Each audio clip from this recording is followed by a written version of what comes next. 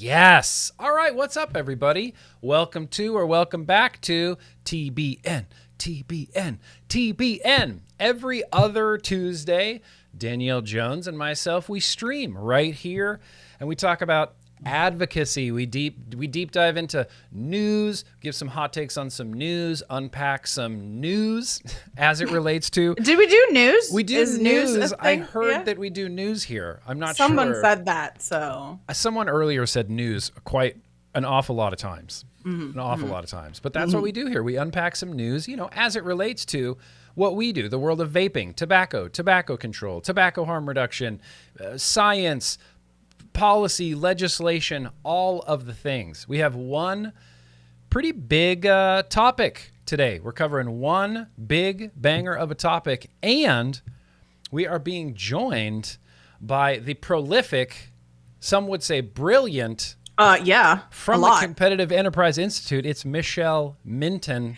Yay! Hi, Michelle Minton. Hi, everybody. Hey, Yeah, do the wave. Do the wave. How's it going, Michelle Minton? Great. Thanks for having me on again. I love your show. Yeah. Well, thank you for being here again. This is like your third time on this stream, I maybe? don't know. I don't know. Friend of the program, regardless, Michelle Minton is here. And today we're going to talk about, Bloomberg, dark money. I think I'm using this terminology correctly, so hopefully I'll continue to use it correctly. If you're a regular viewer of the TBN stream, we've talked about Bloomberg a lot on this stream. We've even talked about Bloomberg and his, colonialism in the Philippines. In fact, I just saw something on Twitter that was from Sharon Garin in the Philippines talking about the money that Mike Bloomberg gave to the FDA, saying it was so obvious that the nation was made to influence the FDA that was tantamount to bribery. We could not be puppets of institutions that are not even Filipinos. This is not only a violation of laws that we have, it is a violation of our Constitution. That's how they react to Mike Bloomberg meddling in their country. So today, thanks to Michelle Minton, Competitive Enterprise Institute, from an anonymous source, they received 128 pages of Campaign for Tobacco-Free Kids internal strategy documents. Is that right, Michelle?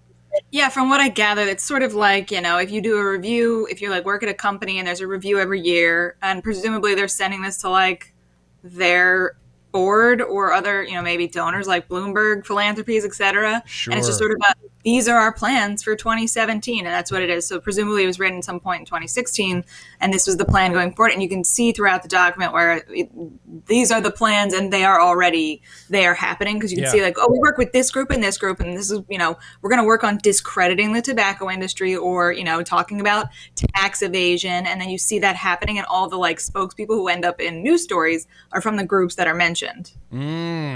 Interesting. That's very interesting. And this is more specific, I guess, to LMICs, what you call low and middle income nations. This is more like their global plan for that, which, honestly, prior to me reading about what was going on in the Philippines, maybe I was just ignorant or just not thinking about the idea that, Bloomberg and Campaign for Tobacco-Free Kids, they kind of have their tentacles kind of all over the place.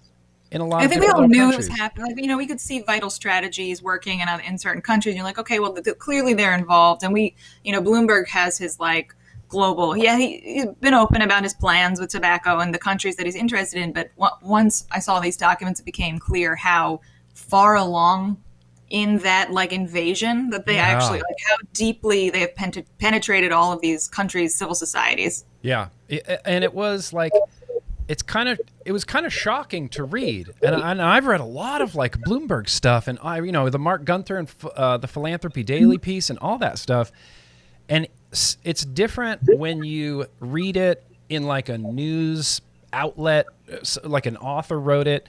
It's different than seeing the scans of these internal documents. Just, I don't know, it felt a little bit more shocking to me for some reason. And I really hope that the whole document, all 128 pages, will be made public soon. I hope, it's really up to the person who has them to do that.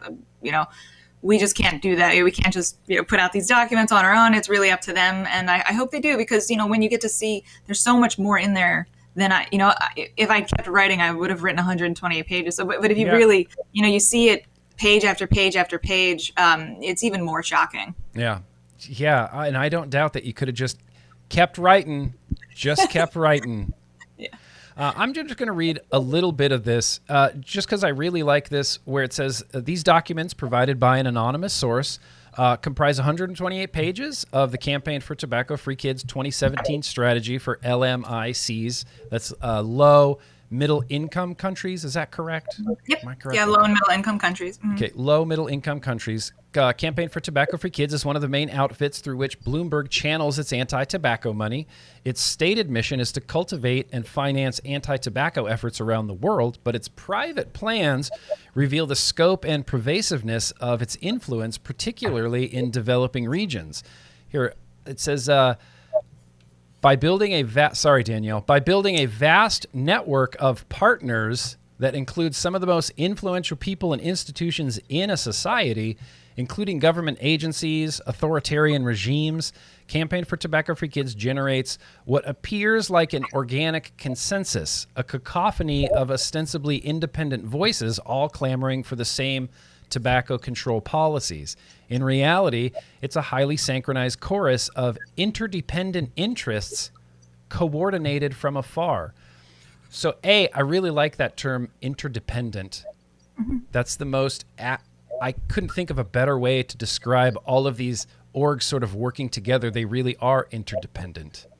Yeah, and it's not just this issue. So I genuinely, like, for a lot of the organizations that are, partners here, sometimes there isn't always money involved, but they work on, one of the most interesting things in the document, I hope I got it in the post that I put out there, was there is even a notation, money set aside for, in the Campaign for Tobacco-Free Kids document strategy. Sure. There was money set aside, thousands and thousands of dollars, for an anti-soda effort. Why is the Campaign for Tobacco-Free Kids having anything? So I think what's happening with a lot of these groups is they've worked with other groups, either Campaign or, one of the other international health organizations or something like that, or World Health, and they don't necessarily have a position on tobacco.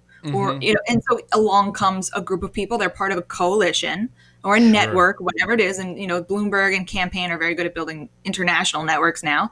And so they just say, well, I trust these people. So, and they've done all this work, so I'm going to go along with it.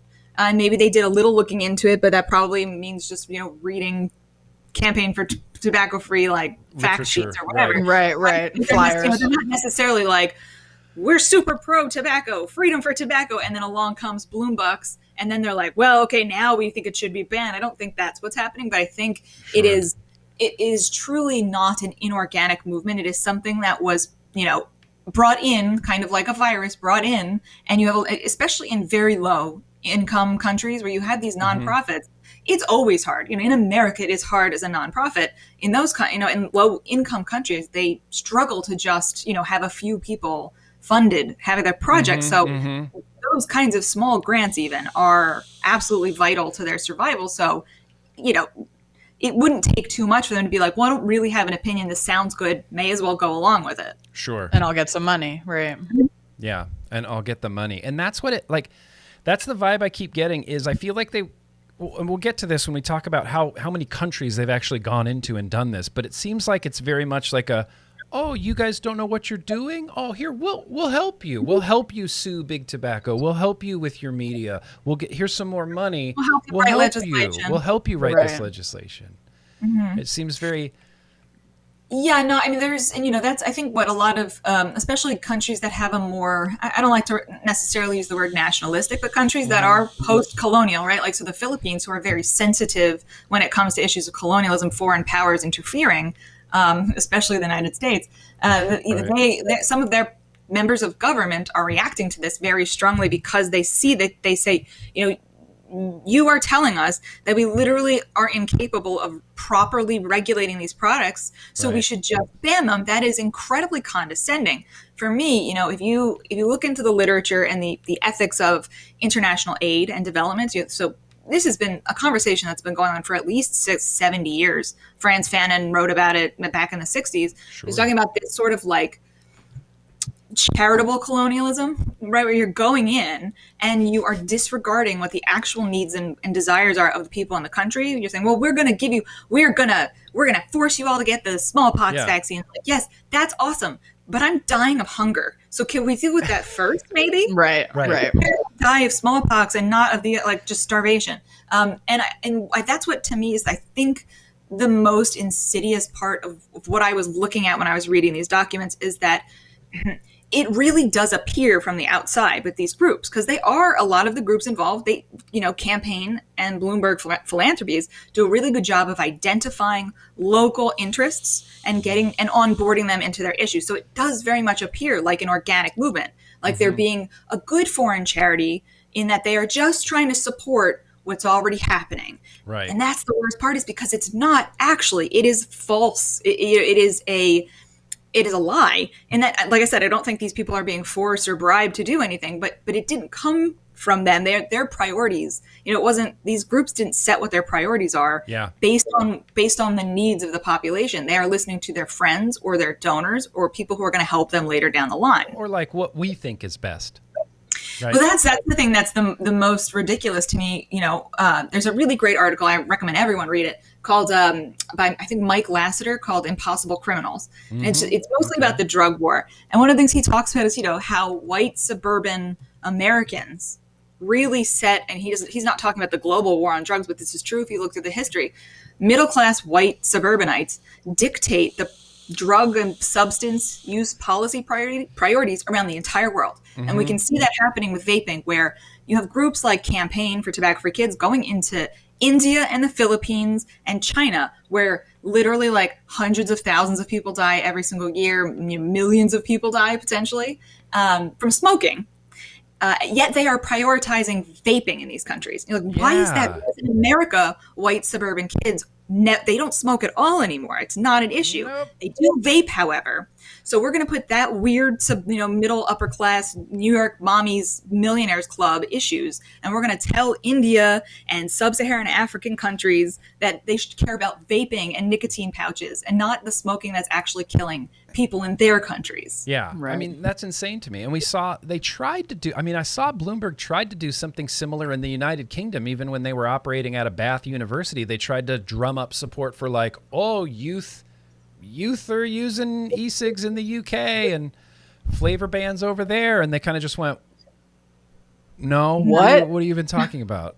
No, they've had a really stable youth. They have in the past had a pretty stable youth usage rate, somewhere around like 5 to 7%, and they define youth a little differently than we do.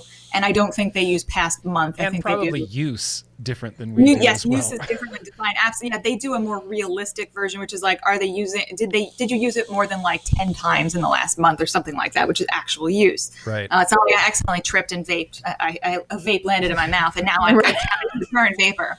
But yeah, they've never had an issue. But if places like Bath University and the Independent or whatever, not the Guardian so much, but those like trashy tabloid papers, if they start drumming up like we did in the U.S., saying there's an epidemic, there's a crisis, blah blah blah, they will see it happen there. They absolutely will. I think that's what has been happening in Canada, even though they don't have as big of a vaping issue as we had in America. As much as you want to say we had an issue at all. Yeah. I wouldn't say that we had a huge issue in the United States of America. And I mean, no, I would say suicide being the like number 2 killer of people between the ages of 15 and 34. I think that's an issue, not vaping. Yes, I think that's an issue. Binge Absolutely. drinking numbers were way higher than vaping. I mean, sexual assault numbers. I mean, I just can't literally everything. If you want to argue that like experimentation rose sharply, okay, fine. Like I'll agree to say that, but whether or not that's actually hurting people. Yeah, that's been a part of the problem, I think. And I know a lot of people are working to fix this or to try and fix it. But the conversation has become, and this usually does happen in the lead up to any kind of drug war, the conversation becomes so black and white because you're forced, vapors or people who are pro tobacco harm reduction. And you see this with cannabis and you see this with clean needle exchanges and stuff like that, where you are forced into a defensive position where you don't want to talk about any of the realistic issues and risks, and those are worth talking about, but because you're trying to defend from insanity, prohibition. You see it in cannabis.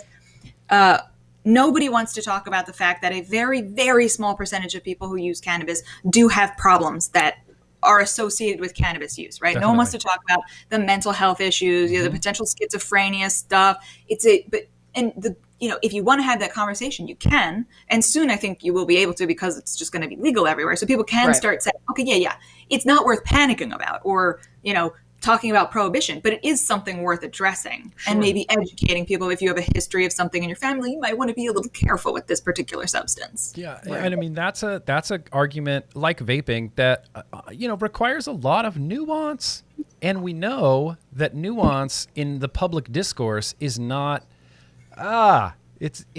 it's not cute for a soundbite, right? It's not. It's definitely not cute, and that's part of the thing. I think I think I've talked to you about this before, but one of the things I'm always trying to do, whether I'm talking to someone who agrees with me or hates my guts and thinks I want to kill children, is just to be skeptical, be more of yourself, and especially if people in government who are saying I'm here to help, all of that, you can believe them, you can support them, but be critical about what you're hearing, because politicians they don't want nuance. That is not good for them, because nuance actually gives people realistic expectations and a realistic understanding of things. And that's not what they want at all. They're dreamers. They want to give people the fantasy that they will solve all the problems, whether they exist or not.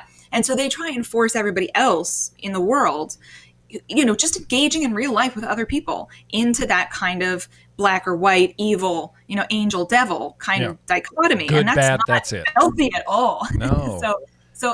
And clearly we have no one in either party in our country who's willing to say, it's actually my job as a leader, not just a politician, but as a leader, to try and unfuck some of the stuff we have fucked up in our society. The big one being this partisanship, stigma, morality attached to every single choice or thought a person could have, and say, look, we can disagree, we can have conversations. It doesn't mean the other person's a Nazi just because they don't like ketchup or because they like ketchup. Right. Yeah. We have to do that. We don't have leaders, we have politicians. So people in, just the plebes, us here on the ground, just need to do it. We need to do it with each other. We need to really engage and be like, we don't have to agree. I just want to make sure we both understand that, one, we're both human beings, and understand the nuance of the arguments that we're making and why we feel or have the opinions that we do. Yeah. And it's hard, I even struggle with nuance a lot, just because in social media world, you don't afford the opportunity to have a lot of nuance. When you're trying to respond to Raja Krishnamurthy in 130 characters, you don't get to go, brrr, you go, you suck, or, you have the simplest response as possible. It's hard.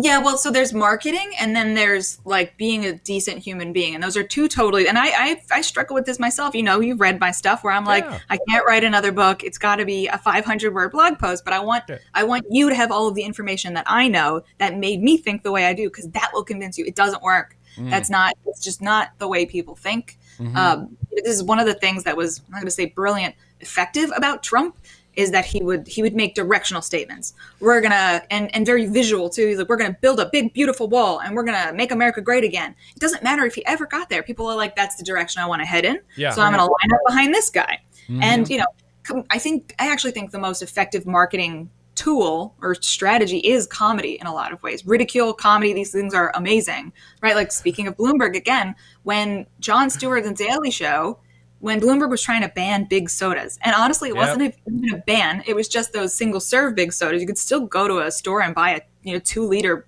bottle of soda.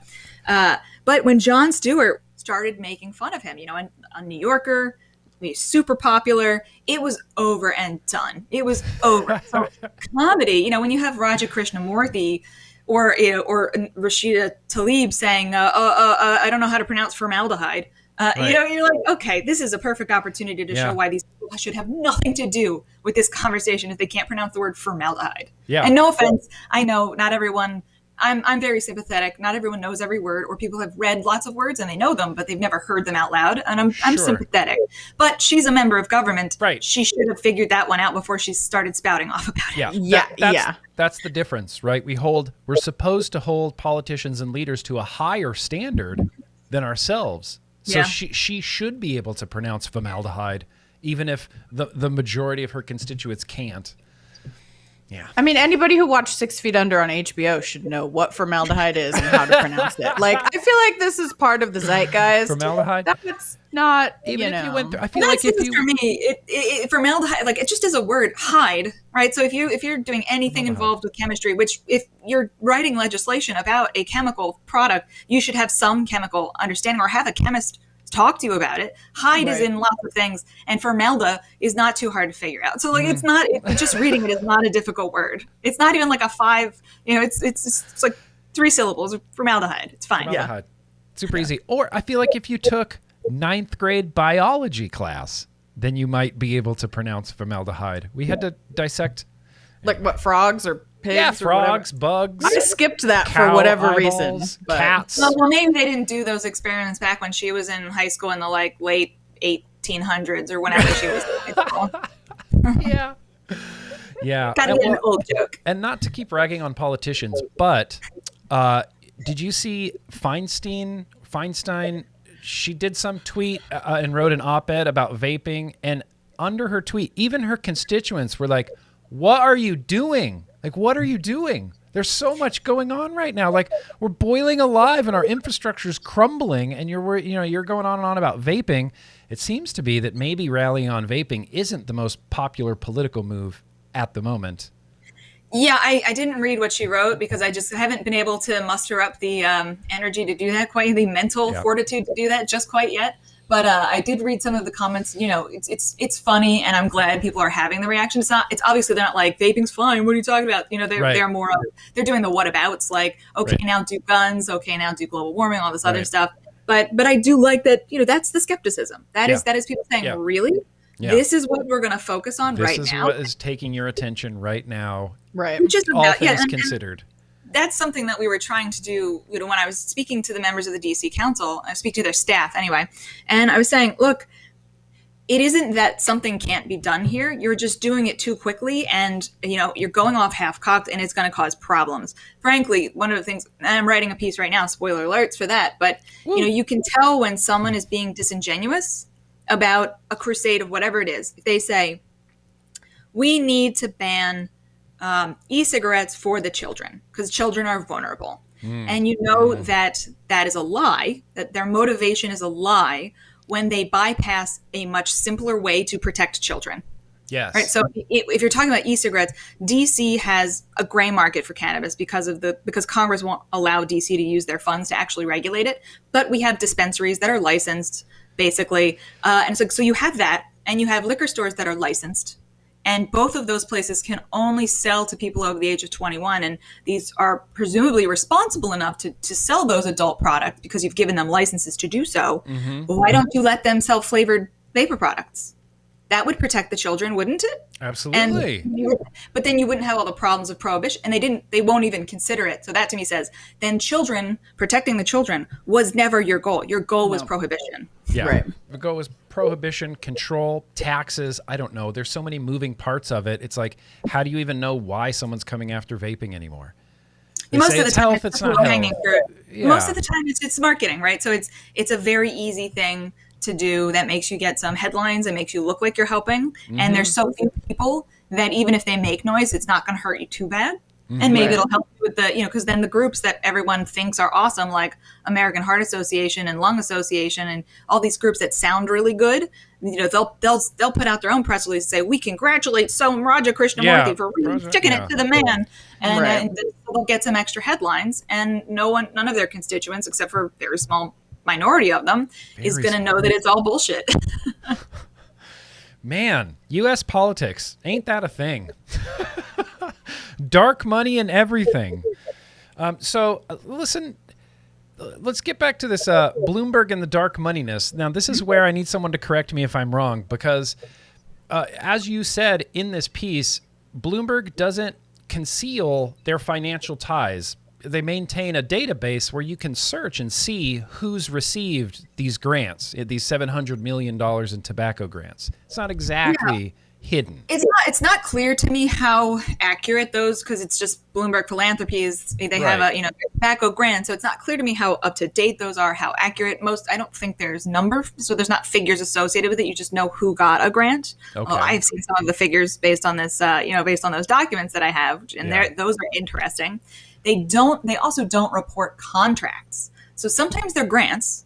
Sometimes they're contracts, which is a whole nother thing. Because then that's for example, with I think Bath, the university, or Bath University, whatever it's called, wherever the university in that title goes, I believe they didn't just get a grant. And I'm not sure about this, so I'm not making a definitive statement, but I believe they had a contract with Bloomberg Philanthropies, which I think that's correct. And they don't have to. I don't believe they necessarily have to report contracts in the same way.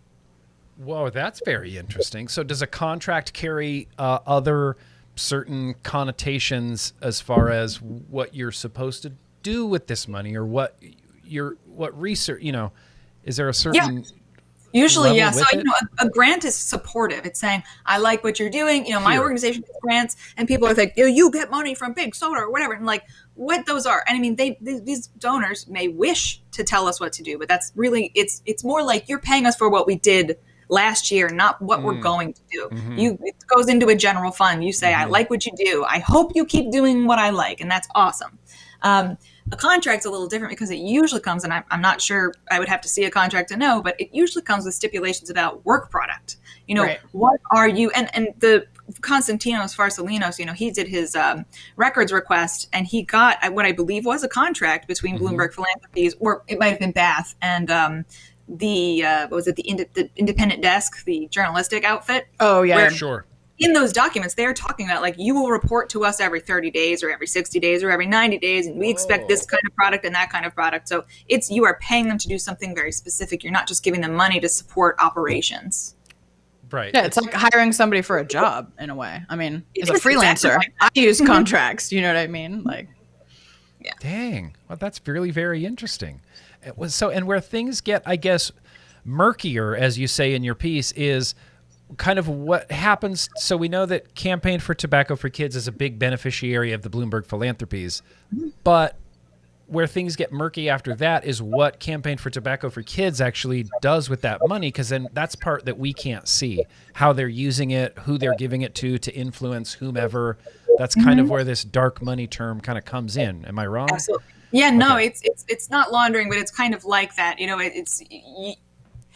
So any of these groups gets a grant from Campaign. So we know Bloomberg gives money to Campaign, and that's usually, disclosed somewhere. And Sure. Bloomberg gives money directly, and some of those grants are, on the on Bloomberg Philanthropies websites. But then these groups use that money. Maybe they're contracting. Maybe they're putting ads out. Maybe they're, one of the things that was really kind of disturbing to me. It's not necessarily illegal, but all of the times they talked about hosting journalist workshops and just lawyers who work for governments hosting workshops for them, and hosting conferences, paying for conferences, and paying to fly politicians from one country into another country to functionally lobby. They're saying to education and all that, but it sounds to me like what they're doing is lobbying. They're using other entities because they're not allowed to lobby really. So they're using other entities, and they're paying them, or they're paying their way to do so. And again, that's one of those things is, even if they're not saying, hey, you politician from, I don't know, whatever country, Sure. I'm not giving you $5,000 to lobby, but I will fly you somewhere else to just talk about your experiences with these people in the Philippines. And, Right. One of the values of things like that is why politicians in America have to disclose that sort of thing, is because there is an intangible value to things like that, where you're schmoozing with other folks, you're getting a trip that's very nice, but I've never seen anything like that disclosed by any of the groups involved in the whole little anti-tobacco network, that they're doing things like that. They're flying people from one place to another, Right. or hosting educational conferences. Yeah. And is that something they don't have to disclose that, right, though? I don't think they have to, frankly, it depends on the country that they're in. If the people who are receiving those gifts in kind, which is what they're called in America anyway, gifts in kind, which is, if the Campaign for Tobacco for Kids, a lawyer there, wrote a piece of legislation that was introduced wholesale, not changed at all, introduced in Congress in America, that would be an undisclosed donation because it would be considered a gift in kind because they did labor. Right? You pay people for their labor, and Campaign for Tobacco-Free Kids lawyer did work for members of Congress that they didn't have to pay anybody to do. So that would have to be disclosed. And gee, I just would love to see the version of these documents for America and for Canada and for other countries, because I'm pretty sure they've done that here. I mean, I'm just taking a wild stab, but I'm going to guess they've done that in cities and states. It's not a stretch. I found it. I did a piece a while back on. There's a organization called Change Lab Solutions here in California, and they literally have model statutes on their website that are identical one-to-one copies of ordinances and things that have been passed in California restricting and banning vapor products. And they're just like, here, we did it for you. Here's our template. Just fill in your county name or whatever it is. Yeah, and we already know that when it comes to the lawsuit, aiding lawsuits. So we know that Bloomberg pays for people in attorneys general's offices. And usually that's on the climate issue. But I'm sure, again, I work with him on the climate issue, may as well work on the tobacco thing as well. And also then our state gets money for nothing. But I also know that, groups within this circle, and I'm pretty sure Bloomberg Philanthropies, I know some of the pharmaceutical companies give money to the Public Health Law Center, which is a legal center. So I think it was the Johnson & Johnson philanthropic arm. Robert Wood Johnson? Yes, thank you. Robert Wood Johnson Foundation. I'm pretty sure they're the ones who, they gave the founding grants to found the Public Health Law Center. And then they go in and they assist, they do the educational and assisting stuff. So it's so removed from Bloomberg or from Campaign for Tobacco-Free Kids or whatever it is that it just appears as if all these groups, they're so amazingly coordinated and they're so well funded and it works so well together. It's just amazing. It's called coincidence. It must be the right idea, right? Because everybody came up with it on their own. So, Yes, that's the most insidious part. And I discovered this when I was listening to the hearings in the District of Columbia, where they're like, when we did a hearing on this bill 2 years ago, when we had a 2-year-ago hearing on a bill that was materially different than the one we're considering today, we heard from all these groups: Campaign for Tobacco-Free Kids, American Lung Association, this group. And I'm like, they're all the same. You didn't hear from a bunch of independent groups. They are working together. They are the same, basically. Yeah. Right. See, and that reminds me so much of even just what we talked about 2 weeks ago with the Tobacco Control Act and how Campaign was supporting it and Altria was supporting it. And they kept going, no, this isn't an alliance. We both just happened to support this same exact legislation that will but it's definitely, we're independent. It's not an alliance or anything. It's the first thing I could think of was like, TCA. That's Tobacco Control Act. Same thing, right? Mm-hmm. Same Bootleggers thing. and Baptists. Everyone gets paid. Yeah. Everyone gets paid. Well, and the big problem, I guess, with Campaign for Tobacco-Free Kids, and this isn't going to be news to much anybody here, is, like you point out, there's zero tolerance sort of prohibition level setting of all tobacco being equally bad, and then that's it. All tobacco is equally bad, and then that's it. Yeah, all recreational nicotine. Anything that isn't medical nicotine is bad. No, regardless of whether kids use it at all. I saw something kind of ridiculous that they were talking. I think it was the dissolvable nicotine pouches, something like that, where they're like, these need to be unflavored because kids are using it. It's like, what? Wait, what? No, they're not. There's no information that is a thing that's happening. Yeah. No, where? What kids? Show me. I saw the Truth Initiative put something out, or someone else did a story, and then they linked to the Truth Initiative to make some claim, and I was like, this is interesting. So I go to the Truth Initiative website, and they have it just says like, based on our studies, or based on a survey we did like last month. I'm like, but where is it? I'd like to read it. And how many people did you ask? Like 10? Like what? Yeah. It's insidious, but I think, we're starting to see it slowly now that, the Philippines, I heard there's some groups in the Philippines and in the Asian Pacific area that are asking Congress to look into these documents that I have. And I'm hoping India will do it. I'm hoping China will do it because, one of the things that was really interesting in the documents, I hope I'm not speaking out of turn. I hope the lawyers aren't watching.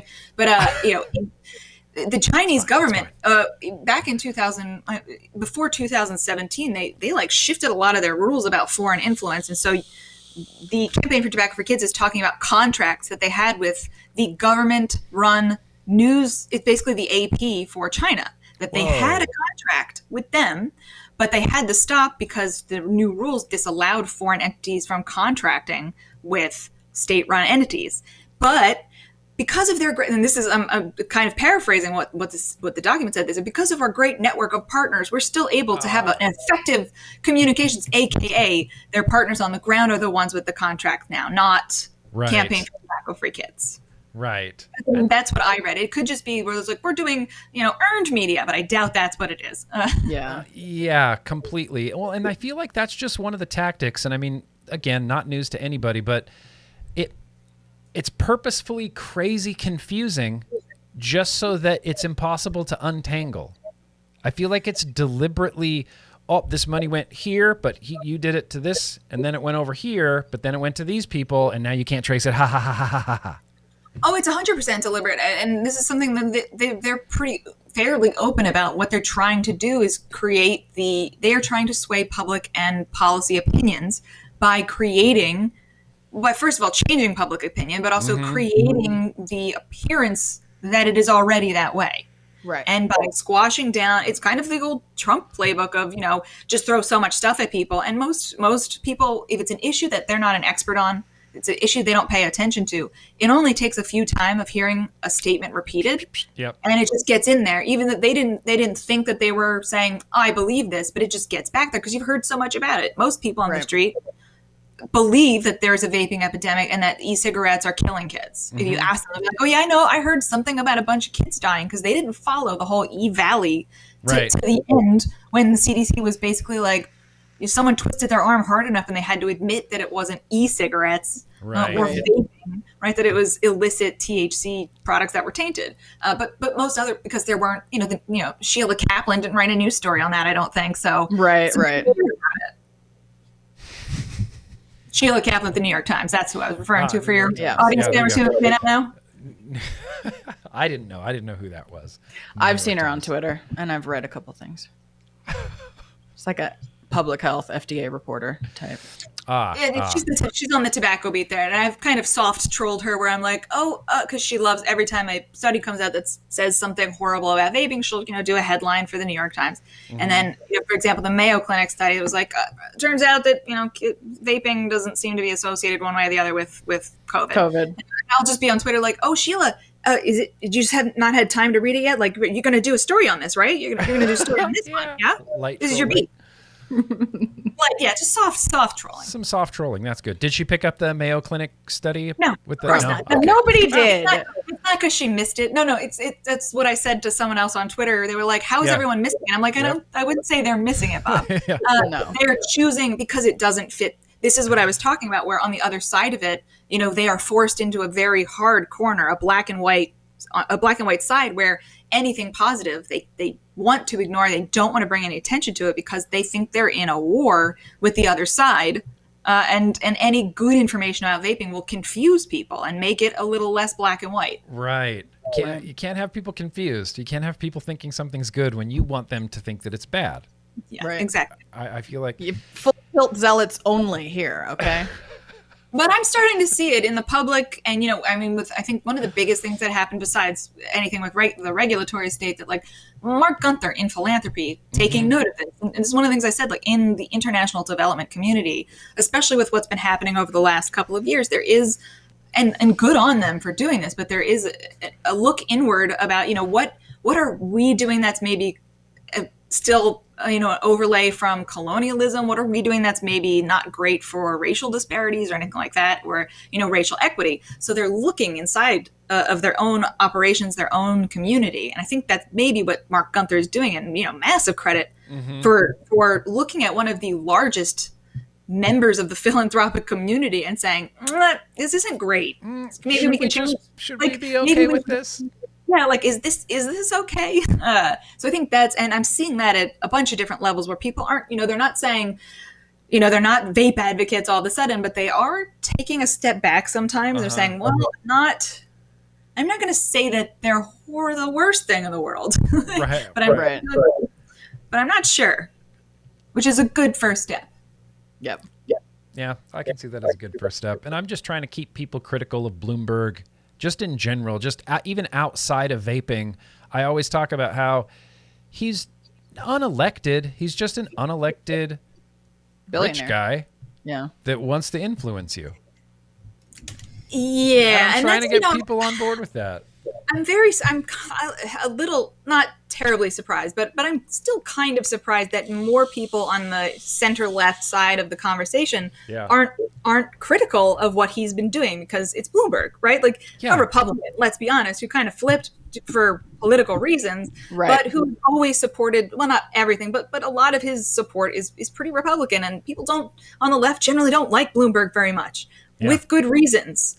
So I'm always a little surprised when the left doesn't pick up on some of this. But I'm like, he's a meddling guy. Yeah. He meddles and he does things you don't like. And we all know that he isn't doing it for your own good. He's doing it because he's got some particular utopian vision. Yes. Right? So like the guy who wants to spread his seed around because he thinks he's an Ubermensch or whatever. He thinks he's got the perfect genetic code. Like that's kind of what Bloomberg is for his morality, is he thinks I figured it out. Clearly I'm a rich guy, so that proves my morality is right. Yeah. And now I need to make sure the rest of the world does it, because then we'll all be great like me. Right. Yeah, well, I'll be great like me. John Haymaker in the chat says he's like Lex Luthor. Yeah. I mean, I would agree with that. If there was a Superman... that's offensive to Lex Luthor. That's offensive to Lex Luthor. Lex Luthor and Superman did eventually become friends. I mean, not to nerd out too hard, but they did become friends. There was Super Lex Luthor. They fought together. It was a thing. Well, at least Lex Luthor had an imagination. He did. The things like Bloomberg tries to do are the most boring things. Like, this is me and my husband talk about this pretty frequently. It's like, people who end up with the billions of dollars always do the most boring things with it. Boring. Like, you could literally build an underwater, community with all of that money. Like, do something just different and weird. Like, why are you doing the most boring stuff? Like, I want to control people's lives. Like, no sodas for you. Yeah, I know. Bloomberg was like, sodas. That's what sodas. That's I'm critical of Gates and the Gates Foundation, but you got to give him credit that they, what he was like, okay, I'm going to do the boring thing of like try and help the world. They actually did it though, at least on one, on vaccinations and stuff like that. And who knows what horrible things they did in order to have it done, but you can't take it away that they have functionally eradicated certain diseases in certain areas of the world. And that's, hey, at least you did it. Yeah. Bloomberg, maybe not so much.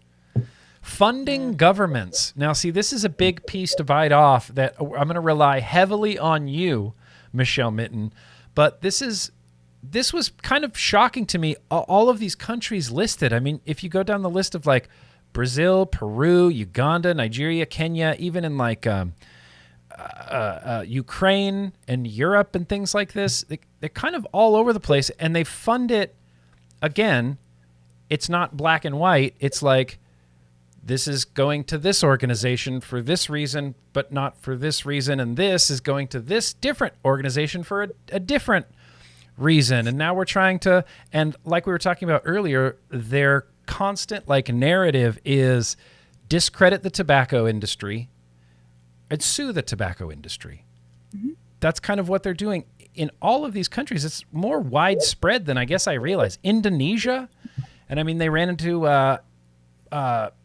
scandal in Mexico, where apparently they had written up, I mean, this is your paper, I don't need to tell you, but they had written up, same thing like in California, they had just written up anti-vape legislation, and it's just waiting there, ready to be whatever, filed through and signed.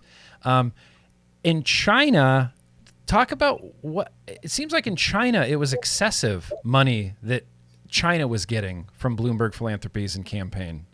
China's it seems to be like a really big target country for their policies. So the general objectives, from what I could tell based on the strategy, is yes, discredit the tobacco industry, get them out. If there's anything written into policy like there is in the Philippines, where the tobacco industry has to be part of the conversation, nothing about us without us kind of thing. They have to be part of the conversation about regulations on their industry. They're like, we gotta amend that and get rid of that so that they cannot be part of the conversation.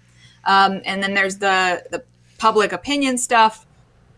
And then the other thing is, a few of the really big ones is getting these countries to adopt everything, all the FCTC stuff, all the MPower stuff, which is a framework. And I still haven't figured out So the World Health Organization is the one who created this perfect framework. You know, this just copy paste it. We figured it out. You don't need to figure out. You don't need to work out what it's gonna do in your country. We've already figured out it's good for everybody. It's a one size kind of deal. So, you know, all of these policies. So a lot of their work is aimed at making sure that all of those policies are adopted and enforced. And that seems to be one of the things they're doing in China is they give state governments, local governments, I think the FDA, their version of the FDA, money to implement those policies, to implement and defend those policies from, for example, from lawsuits and stuff like that. So they're not necessarily saying, well, here's a bribe of $50 million. They're saying, well, we know you want to like ban smoking indoors and vaping indoors, so we're going to give you money to enforce that policy in your state in China.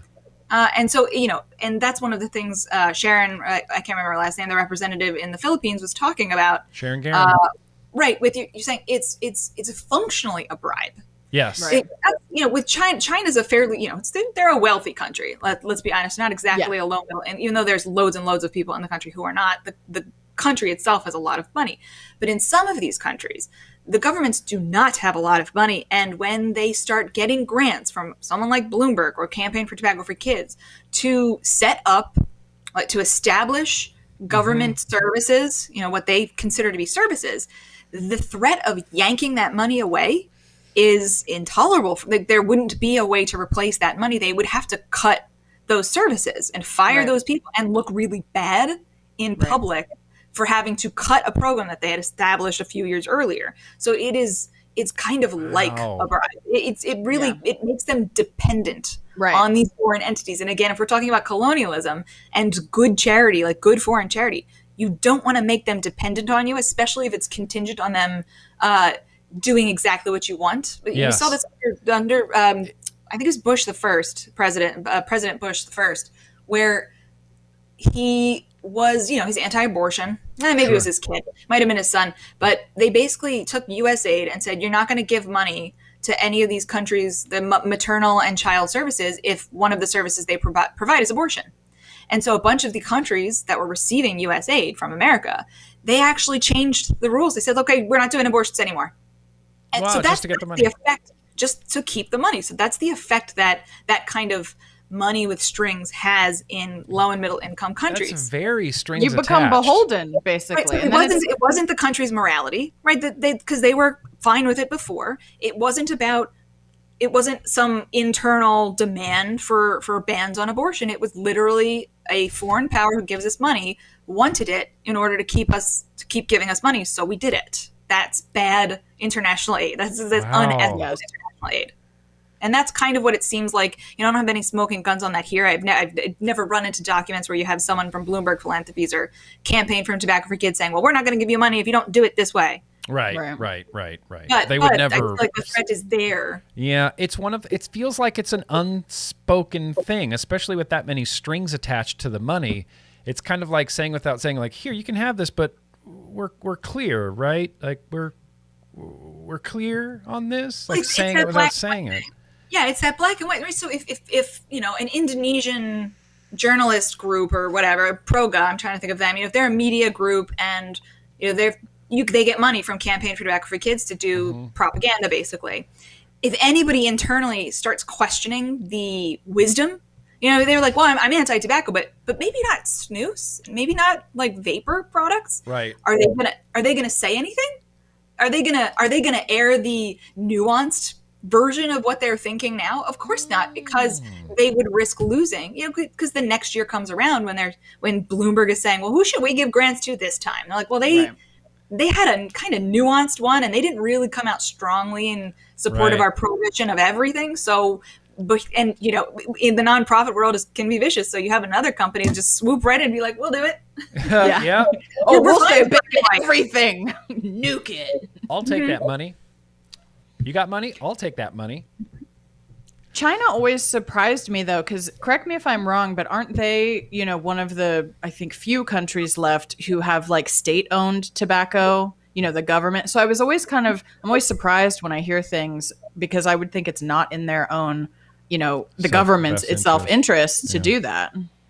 Yeah, well, I mean, they haven't, and I think this is probably one of the reasons Bloomberg and campaign are investing so much time and energy into China, is because they're not adopting all of the, the World Health Organization, and the World Health Organization always treads very carefully with China because they want to keep them part of the conversation. They don't want them to close off, which is, there's always a risk of that happening with China.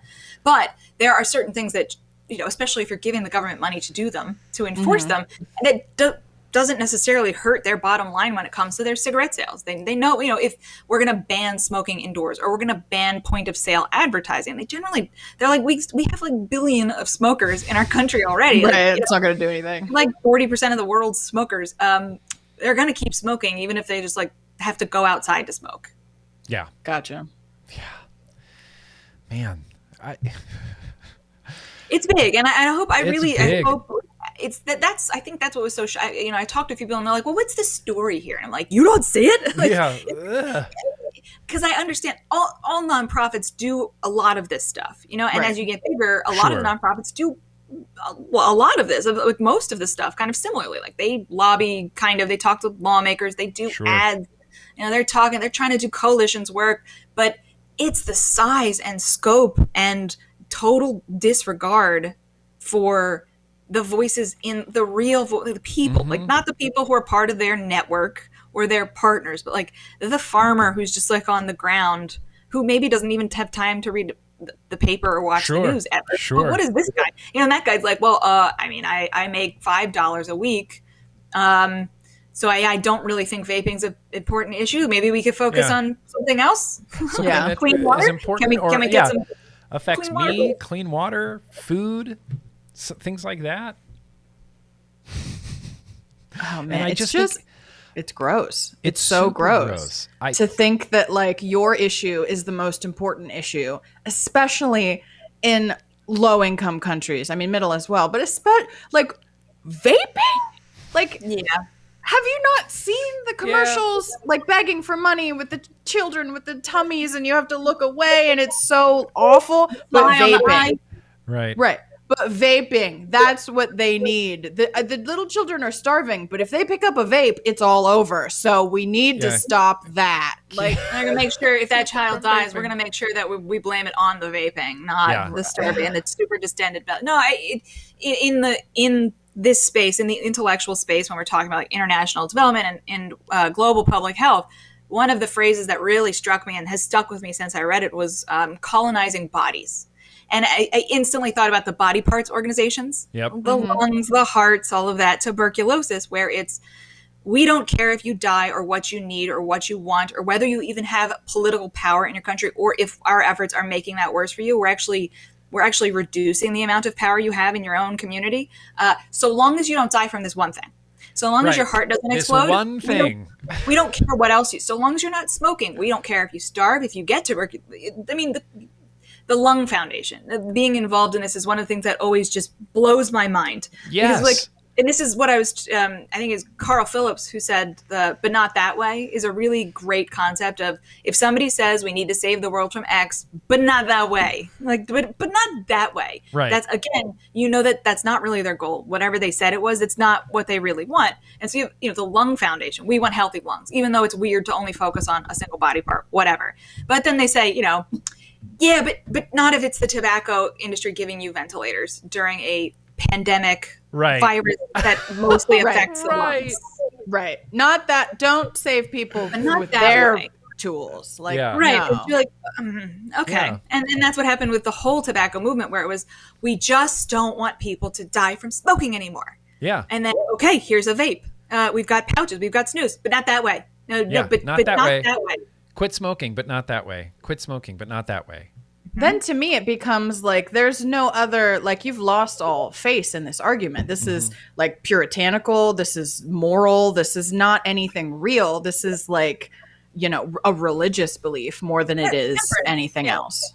Yeah. And that's the other thing I see and hear from and people in some of these low and middle income countries is that, in America, in most of the Western world, however you want to define, higher income countries, European dominated countries, our value system and the morality that we all generally accept among that is health.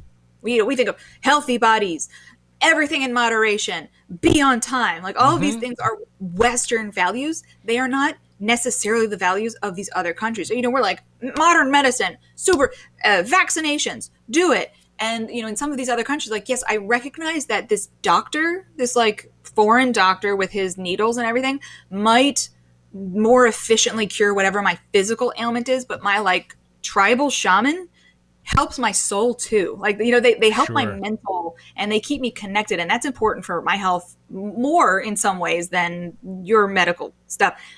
So it's that trying to apply Western morality, which all of the temperance, prohibition, all of that stuff is that anything that's fun or feels good is evil. That's purely Western. That's purely Euro-Christian philosophy. Whereas loads of other countries, dancing is a huge part of their spirituality and their community and right, food, their entire culture. Yeah. Right. Yeah. And, what people, like prohibitionists and moralists would say hedonism is actually part of their community and their spiritual life and their cultural heritage. And it's wrong. I hate to use something black and white. It is wrong for you to look at another culture or an individual who is making a personal choice that they've determined is best for their life, even if it cuts their life short by a few years. If it makes their life better, then you have no right to try and force them to make the choices that you think are better, because you're actually making their whole life worse, right? You're making them live maybe an extra 6 years, but you're making the next 50 years worse for them. Yes. And you want to put it in actual like numerical terms, like. Yeah, and this is something that Janine has said on Twitter 1,500 times about nobody cared when I was smoking cigarettes. Suddenly everybody cares that I quit cigarettes and now I'm vaping. Nobody cared when I was slowly killing myself, but now it's a big deal. I think that's because the question of morality with cigarettes has been solved, right? Everyone knows it's bad. We already know you're a dirtbag or you're suicidal or you're stupid, whatever it is. Right. So it's resolved. Scummy. Right. So the fact that you have, and I think this is what pisses people off, like the campaign for tobacco for kids more than anything else, is that you have something like vaping come in with the moral high ground, where you have people who are now using nicotine, who were smokers, who get to feel good about themselves. And first of all, that's the worst thing that anybody, a moralist like that wants, is because then they'll fight.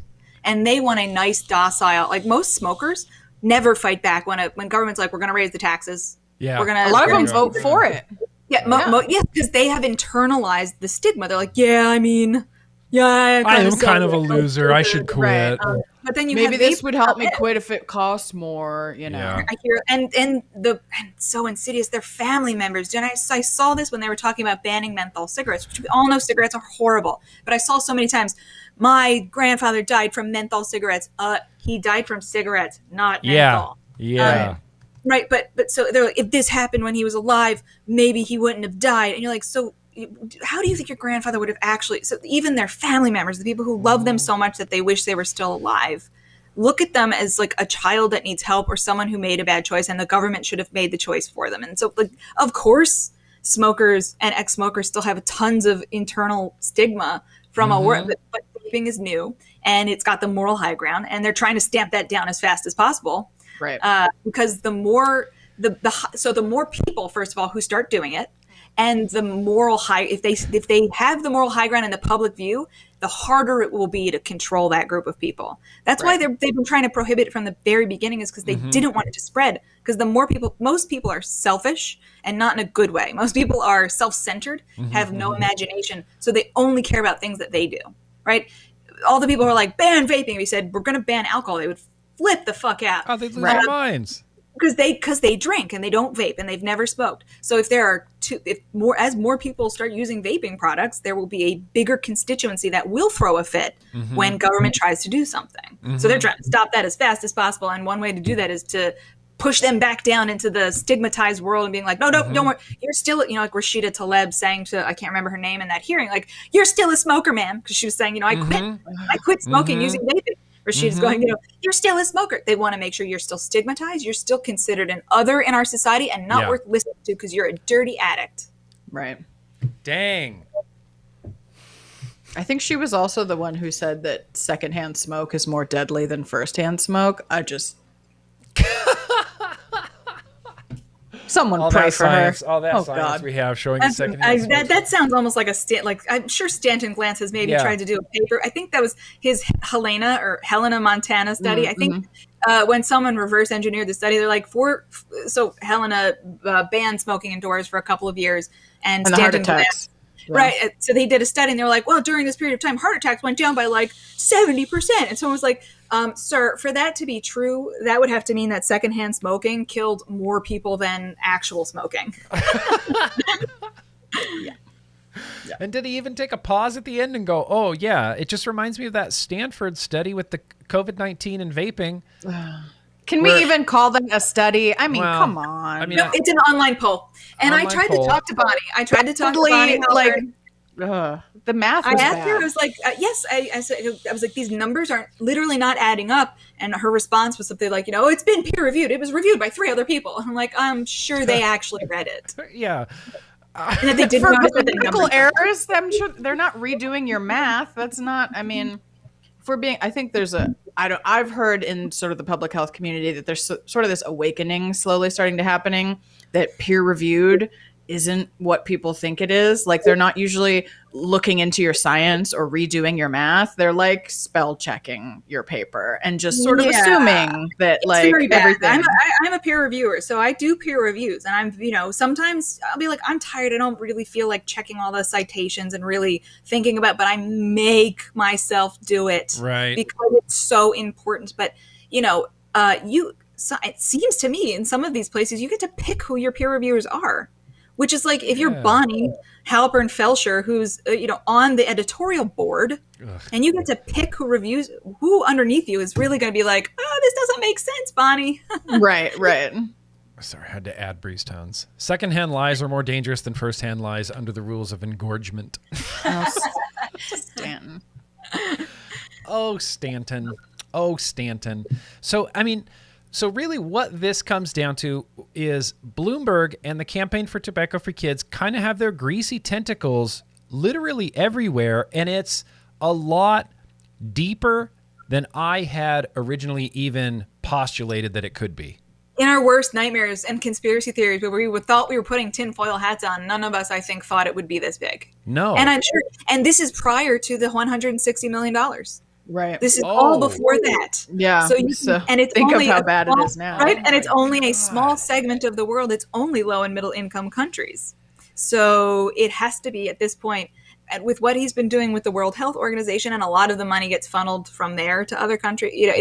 I can't, now my mind is just running amok, and I'm like, I can't make any decisions about how crazy what I'm thinking is, because it seems like any level is possible right now. Right. Yes. And look, when I say it's deep. Like, they talk to journalists, and I mean, they coach people on literally every aspect of it, from forming public opinions to legislation. And they coach lawyers about, here's how we're going to sue the big tobacco company. Here's how we're going to sow distrust in big tobacco. It's really very deep. Again, I don't mean to keep harping on that. I didn't realize.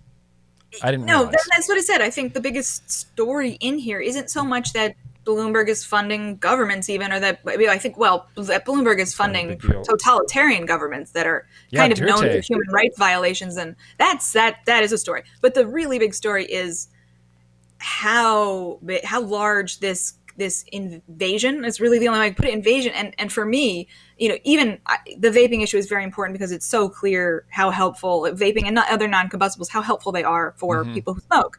One of the things that kills the most people throughout the world. But it's also really troubling. Let's say it's infuriating. It's not troubling. It's infuriating to think about the people in these countries who are already, a lot of these governments are already pretty dictatorial or authoritarian. And then you have these groups coming in and taking over all of the parts of their society that would potentially give them a voice. Yeah. And they're being taken over. So what is happening now is those people are marginalized. Even their voices are silenced even further. They don't have they have no ability to influence their members of government, the political discourse, the conversation in the media. As when you have groups like this who are all in a network together, it's devastating to me to hear about that. I can't imagine if people know it's even going on in their own country. I can't imagine how bad this would make them feel and how disenfranchised and how depressed. And you know what? When we were talking about suicide, there's a reason people use substances. Sometimes it's just because they're fun, and that's okay. Yeah. Sometimes it's because it fixes, it aids something in their physiology. But a lot of the times, people are trying to deal with depression or hopelessness, and they are trying to soothe themselves from a world that feels like it's not meant for them. There's no hope for them. So, you're talking about what these groups are doing. They're not resolving any of those potential issues. And in fact, they are making it worse, right? If you're someone who's like, well, I smoke because I think I'm not going to live. Most people in my community don't live over the age of 50 anyway. So what do I care about the 10 years at the 70 to 80 years old that I'm never going to make it to anyway? Right? And then you have people come in and be like, well, you're a horrible person and you're killing your children and you should be ashamed of yourself. And they're like, well, now I just want to smoke more. And you see this in studies, particularly with women. Low-income women who are smokers and have children, their chances of quitting are even lower when they feel stigma, when they feel the pain of like potentially harming their children. They want to smoke more because it's psychologically distressing, and people turn to these soothing substances when they're under psychological stress. Yeah, absolutely. That's why I smoked. I will definitely admit that. Oh, me too. 100%. That's why I started when I was in college. That's why I smoked. It's why I use cannabis now. It's a substance. It's a substance. And, even in the Philippines, when you talk about like Rodrigo Duterte, he's just a dictator. He's like a brutal dictator. Oh, man. I went down a rabbit hole of looking at that story that somebody mentioned on Twitter about making a guy eat a cigarette at gunpoint or something. Yeah. Like I went down this whole rabbit hole of like, is that true? And that's true. And the weird thing is, like, I read a bunch of like New York Times articles, and some guy was trying to figure out if it was really. And the point, like, when I got to the end of it, they were like, well, we're not really sure if it's true or not, but he definitely wants everybody to believe it's true. So that tells you all you need to know. Like, No. I think there's zero reason to question that isn't true, or that based on his behavior and a lot of other things and the way that he deals with journalists, for example, and I'm not going to say he murders them physically, but the way that he treats smokers generally, throws them in jail. The number of people who disappear, the number of people who have special marks put on their doors and then suddenly get murdered one night because somebody's put an open season out on them. No, there is no reason. And when Duarte is in public saying these people should be killed, right? Somebody should kill that guy. There's no reason to suspect that he wouldn't put a gun to a guy's crotch and force literal. him to eat a cigarette butt. Yeah, and then that's the guy the Campaign for Tobacco-Free Kids says has such progressive policies on tobacco. That guy. Yeah, how did they not get canceled over that? Like, how is that possible? Like, seriously. Yeah, calling a insane dictator a progressive. Yeah. Although in some ways they're not wrong. No offense, progressives, not liberals, progressives. No offense. No offense, progressives. I mean, they're a little. Well, they're the ones who they are prohibition, and they are at the start of every single drug war, every single arm of the drug war. It starts with reformers, and then they buddy up. You talk about strange bedfellows. They buddy up with the racists and the anti-immigration people, and then they all work or the racists in the South. They all go arm in arm together, marching down the road towards prohibition, feeling real good about themselves. Yeah, real good. Prohibition. And when you think about that, Rodrigo Duterte in that context, and then you go, oh, Bloomberg's okay with that. Oh, they love it. I'm surprised they haven't given him an award yet. He's cool with that. Oh, my God. And they gave, what did the World Health Organization give India an award recently? Yeah, it was that guy. It was like best in tobacco control of the year, something like that. Right. For banning lower harmful alternatives and just cigarettes. Yeah. So it's like their health minister or something, right? It seems like they're it seems like they're trying to get noticed. Like, look at this ridiculous shit we're doing, you guys. India. Can you believe this? We gave this guy from India an award. Well, how are you not onto us yet? Based on the World Health Organization's facts about vaping, the dangers of vaping, it's flammable. Based on that, I actually don't think there's anything intentional about what they're doing. I think and not everybody, but the people at the World Health Organization who run the tobacco control group and who work, I think they're incompetent.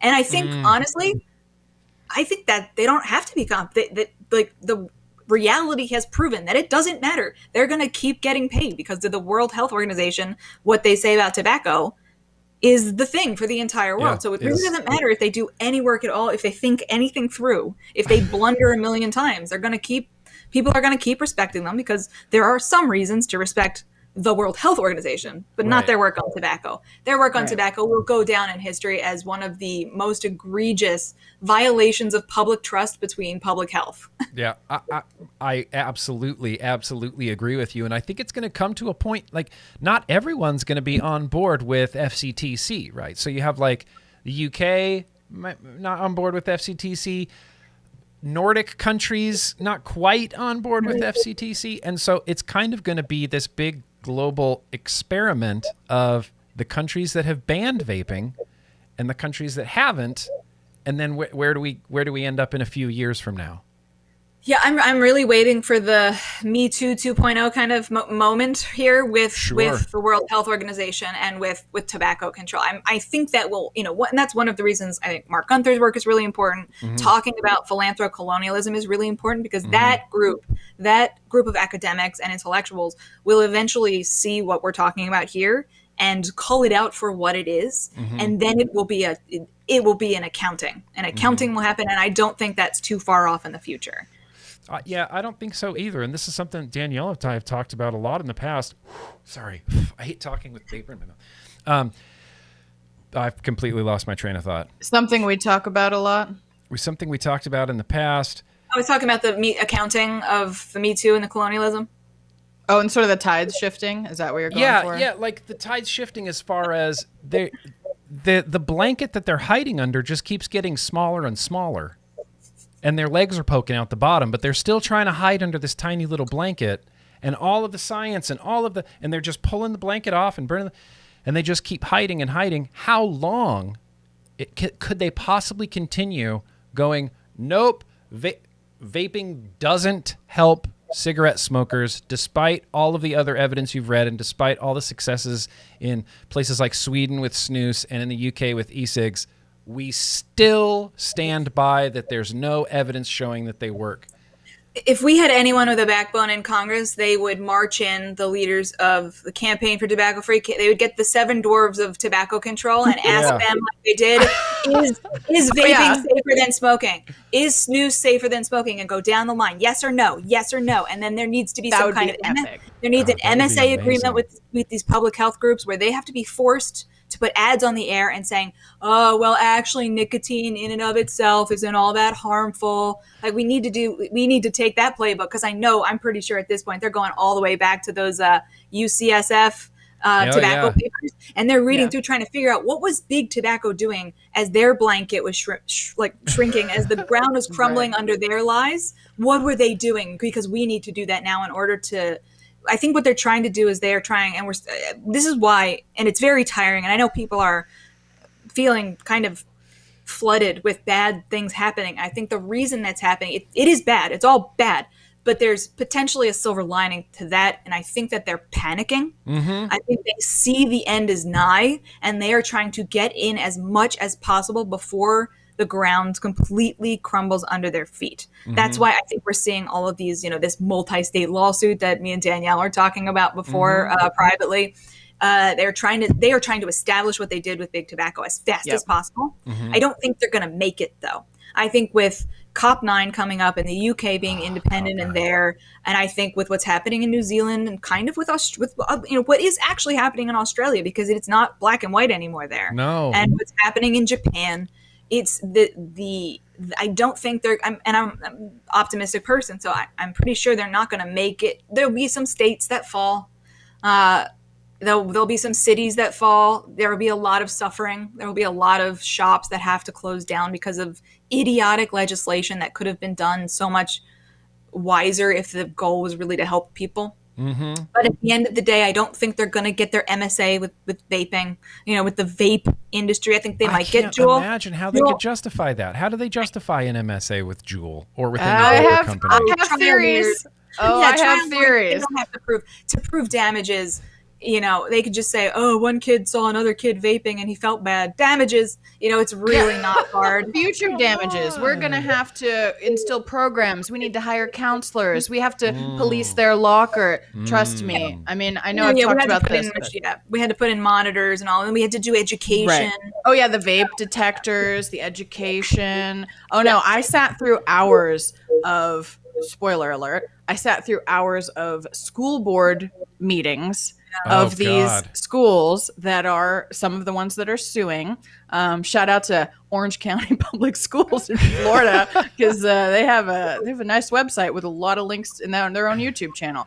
But no, I watched them talk about this stuff. It's for an upcoming project. But they have all kinds, and it is, I don't want to spoil my own shit that I'm working on, but you would not believe the stuff that they say. I mean, and they're just like, well, free money. I mean, we'll just sue. It's fine. That's the thing with these. When I used to write about gambling, I would see it all the time. We would have, and it usually came out of the Northeast. So the New York Attorney General would be like, "We're going to sue this random online gambling company." Why? They didn't really do anything wrong, but they will settle. They will settle very quickly because they don't have the money to go through a trial, and then the state just gets free money. I feel like I'm not a there should be a law type of person, but I feel like there should be a law when it comes to the government suing people or any government entity, because they can just throw out frivolous lawsuits all over the place, and we pay for that, so they're not losing any money. And every once in a while, they get a big payday, and it looks great. But we actually paid for all of that. Yeah. Can we sue the federal government? No. Can we sue a branch of the federal government? No, I don't believe an individual can sue a government entity. I think a state could potentially not sue. I'm not sure. I'm clearly not a lawyer. Yeah, no, I didn't expect you to be. You had more answers. I was like, oh wow, she really knows about this. Yeah, no, I'm pretty sure an individual wouldn't have standing to sue a government entity unless other people do sue if they're wrongfully imprisoned, right? Yeah. That's true. Yeah, that is. I think they usually sue something specific, though, right? Like the body parts people sued the FDA, or they sue the police department, I think it's usually I can't recall seeing Bob versus the state of California when it's not a criminal, the state pursues the criminal that, but that's not a lawsuit. I don't know. I actually don't know the answer. There has to be some grounds for someone who, my uncle was a smoker. He was going to switch to vaping until FDA told him not to. He continued to smoke. He got COPD and died. Or I watched an FDA commercial about vaping and I decided to go back to smoking, and then I got lung cancer. You pay for it. You pay for You're it. The one that one would be interesting. Yeah, because that's exactly what they did to tobacco companies, where they you kept saying that they weren't, they didn't cause cancer, and then my husband got cancer and died, so they sued them and they would win. Yeah. Oftentimes they would win. So if we can, and I actually now do think people can sue the government, but I'm not sure what the parameters are of that. Because I think, isn't that what the Campaign for Tobacco Free Kids and all the others did to FDA? They sued FDA lawsuit in order to implement the PMTA deadline. Yeah. Right. But I would love to see some. I mean, I wouldn't love to see that because that would mean something very horrible happened to somebody. But someone say, I saw an FDA commercial or a campaign for. There's got to be grounds. I honestly think the vape community, one thing that we can really do in order to, and I don't know how effective it will be, is kind of something I've been thinking about for a while, is lay it on us. We do protests outside, in DC, and that's nice, and that gets some visibility. We need to start protesting some of these groups, get out in front of the American Health Association headquarters and be I had COPD. My condition has improved. Please reconsider. And some people will come out of the building, sometimes just going somewhere else, but they may stop to talk. And the more people in those organizations who step outside of the black and white, step into the gray, the harder it will be. And I know I know people at the American Heart Association.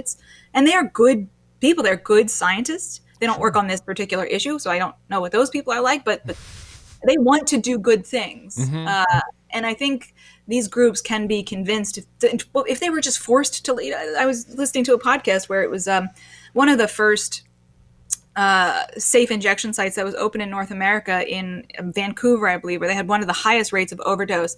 And some person who was a substance user, living on the street, just had enough. He'd watched too many friends be found behind a dumpster somewhere who had overdosed because they were alone and no one knew they were overdosing. So he started trying to figure out how he could lobby his government to allow for a safe injection site. And he got a bunch of his buddies and they started following around at like a health minister or something, or a member of government with a casket. And they would follow him around everywhere. And eventually he turned around and decided to actually talk to them. And they convinced him. And they actually opened up the safe injection. And I think he lost his election the next time around. But to this day, he says he does not regret doing that because the number of overdose in that city declined massively, and not a single overdose occurred at that facility. So he was like, I absolutely do not. He's like, I think he said, I only regret not doing it earlier. So if I get out there, guys, like get in front of these, American Lung Foundation and Heart. I love this idea, Michelle Minton. I love this idea. It makes so much more sense than protesting in the Ellipse, which at that time was a really thing. I mean, I feel like we made a pretty good impact there, And it doesn't have to be protests. It could be something clever, setting up, like, obviously not this, because first of all, it's not that clever, but it's already been done. But like setting up little tombstones around. Yeah, tombstones. In front of, art, Body something bags. like that. And do it in front of the New York Times. Do it like whoever you want to cover the story, because first of all, a lot of journalists are pretty damn lazy. If they can cover a story that's happening literally at their front door, they just might do They'll do it. You know what I think would be really impactful, but would require smoking cigarettes, would be if we all went to like American Lung and all went there smoking cigarettes with signs that say, "We used to vape." Yeah. They could be But mock you told cigarettes. us not to. Sure. But I think just that like- would be pretty impactful. Like just a picture, a few hundred ex-smokers all smoking again because of what American Lung said. I think that would be pretally impactful. Yeah, and this doesn't require a CASA. I mean, as great as CASA and all the other groups are, this doesn't, this is the whole think globally, act locally thing. You could just if you're bored on a Thursday evening or whatever, like you have a day off in the middle of the week, call up some of your buddies, do it yourself. I've seen I can't remember what it was now, but our offices are kind of near the Washington Post building in DC.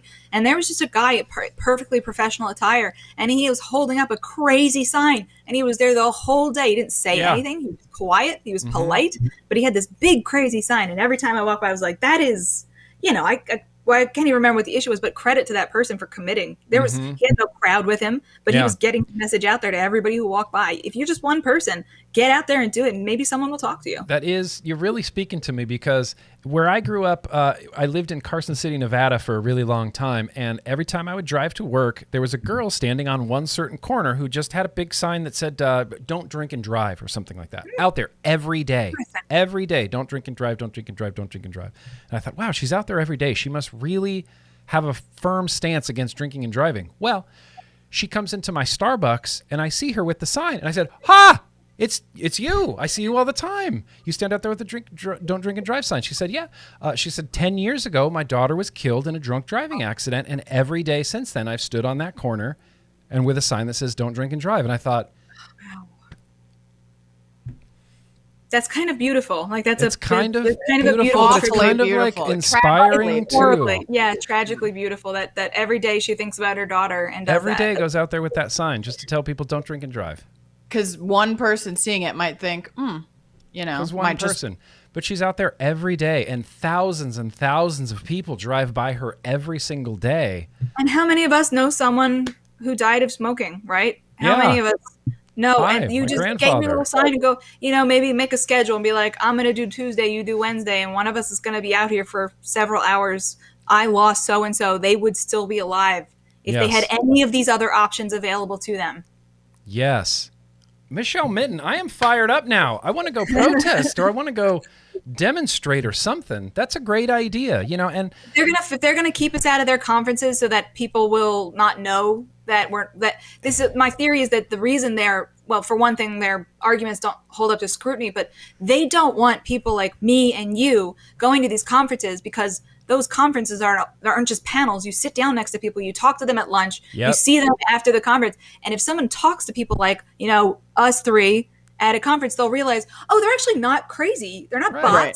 Yeah. Some of their argument, I now understand, I may not agree with, but I understand where their opinions are coming from. And that's the last thing the people who control tobacco control want is their rank and file who've just gone along because they haven't had a chance to think about it. They don't want them starting to move into the gray. They want them to stay firmly in the black or the white. They don't want to hear dissenting opinions or, right. you know. So if they're going to keep us out of the papers, you know, if their journalists aren't going to cover any of the stories, if they're going to keep us out of their conferences, they're going to, you know, shout us down at hearings, then you need to just start picking off the lower level people by just showing up where they're at. Meet them where they're at, right? Yeah. And just be as polite as possible and as calm as possible, and see if you can buy someone a drink or a cup of coffee and have an actual conversation with them. Yeah.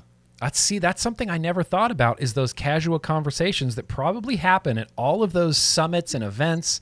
And this is one of the things I'm glad you brought up COP9, because I'm looking forward to COP9, because I think it's going to be a big pivotal moment for tobacco control and public health in general.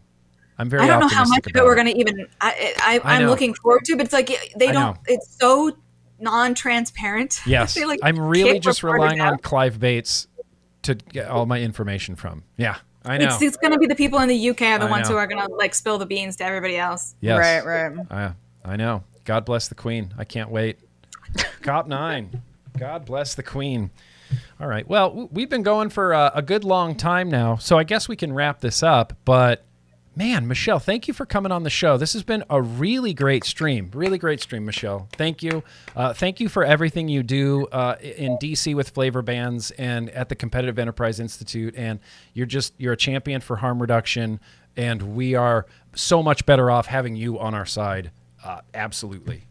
Yeah, and I would Michelle. never be able to do half of what I do, or I would not have the energy or will, honestly, to do it if it wasn't for everyone. Like, every time I feel like I've failed, like with DC, I think about all the people, not that I let down, but all the people who are, you know, who don't get paid to do what I do. Yeah. So they don't, but I feel bad, but I also feel really heartened. All the people that I talk to, all the bots out there, Yeah. how much self-education they have had to do, Yeah. and how well they are now communicating, and not just, you know, I saw someone who was like, you guys sound like bots. And I'm like, no, it's because a lot of us are reading the same things and we have a shared language. You sound like a bot to somebody outside of your Yep. like tobacco control community. Yeah. You're Right. repeating everything Stanton Glantz said. We know where this is coming from. This is coming from truth. Yeah. Right? Right. You sound like a bot too. So I'm super heartened by everybody, you know, and what I would say is, yeah, with vaping, as with every other issue, just, you know, take it and apply it there. This idea that not everything's black and white. People aren't always evil. There, you know, there isn't always a conspiracy. Sometimes there is. Although, like I always say, a conspiracy has to be a secret. So what Bloomberg's doing is not a conspiracy, Nope. because it's really, he's right all out there. It's But- dangling out but- there all pink and naked. Yeah.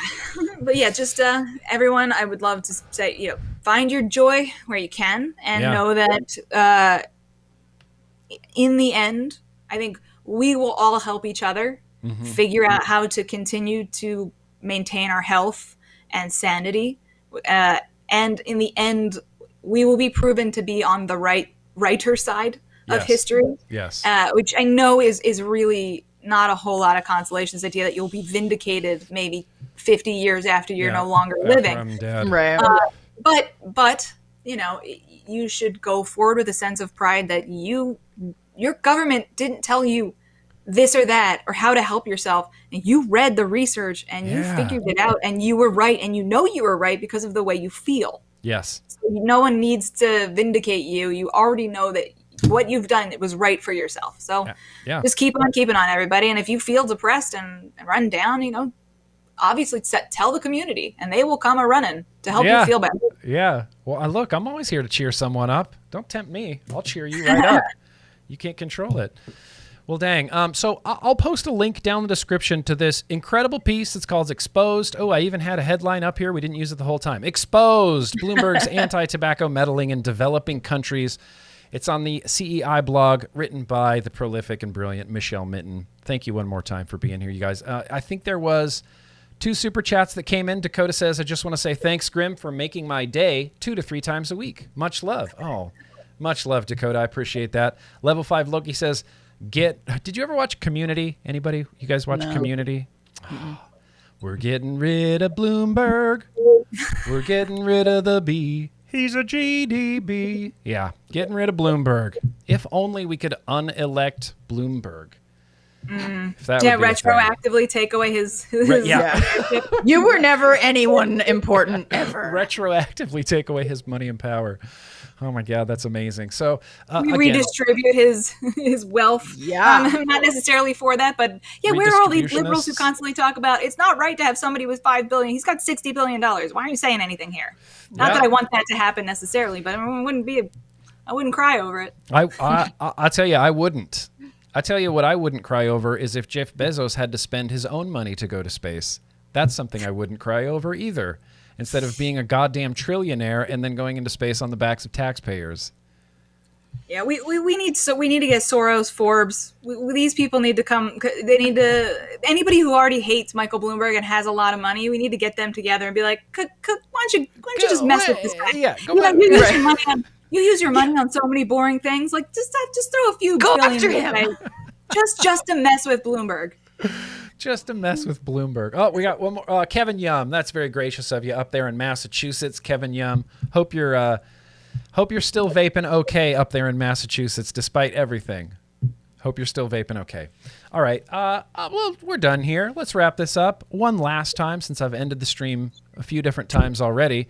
Thank you, Michelle Minton, for being here. You're always welcome on this stream, and you're always insightful, and I really appreciate it. Danielle Jones, thank you for being my far left fact checker. Appreciate you. President of CASA. Don't forget, CASA.org. Follow those calls to actions. And honestly, you guys, do testimonials. I didn't mention this earlier, but do a test anywhere you can. Do a testimonial. Do a testimonial. Your friends do it. I take those to lawmakers and I show that. I print them out. I have a whole .word document. I print them out with your stories to say this is your constituent. Take them to lawmakers.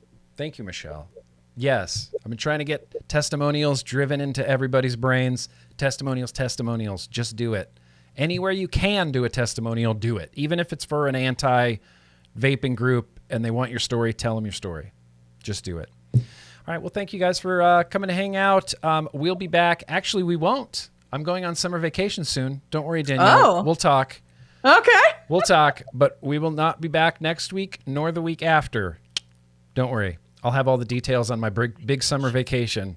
Yeah, summer vacation for Danielle, too, a little bit. Huh? I mean, who knows? The summer of Danielle. All right.